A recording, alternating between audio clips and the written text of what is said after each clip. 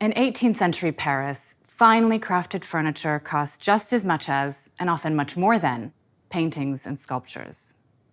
The French cabinet maker Bernard van Riesenberg II, called BVRB for short, used various materials to create this pair of luxurious cabinets: marble, gilt bronze, and several types of wood, into which he set sumptuous lacquer panels, which were made probably about a century earlier in Japan. Asian lacquerware was highly valued and somewhat mysterious to Europeans at the time, especially lacquer from Japan, which for over 250 years, from the 17th to 19th centuries, was closed to almost all trade with the West. What was the mysterious process of making these panels? And how did they get from 17th century Japan to a Parisian cabinet maker's workshop a century later? The Frick's temporary move to Frick Madison has prompted new ways of looking at our collection. One thing that's become clearer is that although the Frick's art is predominantly European, the world beyond Europe is intrinsically linked to the history of these objects. We're exploring some of these stories.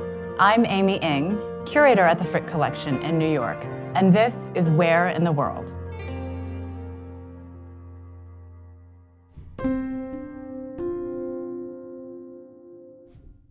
In this episode, I'm joined by my colleague, Marie-Laure Buku Pongo, assistant curator of decorative arts at the Frick. Lacquer is a traditional Asian art form and material produced with resin made from the sap of trees in the sumac family. The long process of making lacquer started with tapping the trees for sap, which slowly dripped from incisions made in the tree trunks. This was dangerous work, as the sap contains an allergen like the one in poison ivy that can cause severe skin rashes. Once collected, the sap was filtered many times to remove impurities.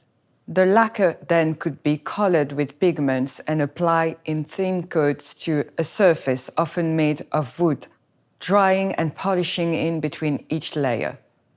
In the Frick's black and gold panels, different techniques were used to create depth and texture. It is said that you needed about 30 coats, each of which required 2 days to dry, taking over 2 months total in order to build up to a thickness of just 1/16 of an inch. The purified lacquer was still toxic, and craft people could fall ill while applying the lacquer. According to a poet from the Song Dynasty in China, poison workers had one of 2 antidotes: eating crab or boiling chicken feathers and applying the mixture to their faces and hands. The first lacquerware objects were brought to Europe by Portuguese merchants in the late 16th century, and later by companies like the Dutch East India Company, which had rare access to trade with Japan and China. As European demand increased, artisans began to produce lacquerware for export.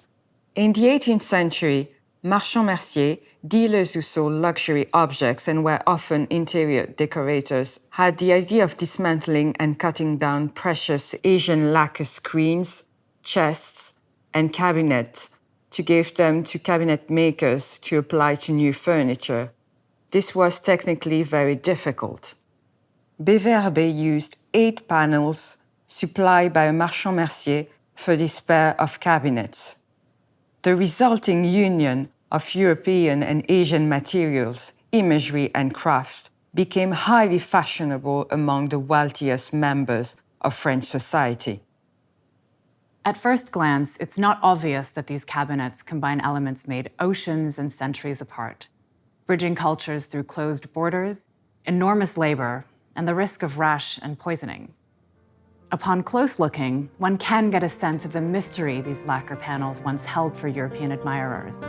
Their seemingly eternal luster, hard to imagine as having started out as sap dripping from a tree.